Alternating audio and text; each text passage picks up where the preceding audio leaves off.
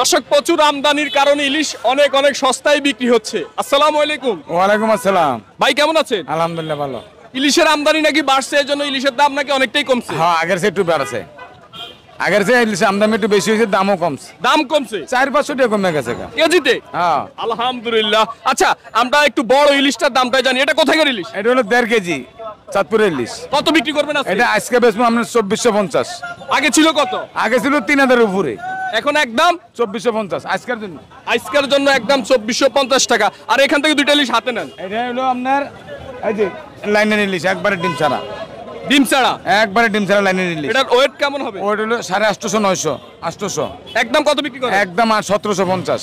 একদম 1750। 1750 মা দেখেন, একের মাল 100-100। কে 1500 রাখা যায় না? না না, 1500 পরে এটা একটু বেলকো হবে। এটা 1600 রাখা যায় না? না, 1700 টাকা দেবো একবার দাম। একবারে 1700? এই ভিডিওর খাতিরে 1700। আচ্ছা আচ্ছা, দর্শক আপনারা যারা ইলিশ নেবেন ঢাকায় কাওরন বাজারে চলে আসবেন। উনি হচ্ছে বাসার ভাইয়ের ভাই। আসলে ওনারা সবাই এখানে এক সিরিয়ালে ইলিশ মাছ বিক্রি করে, তবে আগে থেকে অনেকটাই দাম কমছে।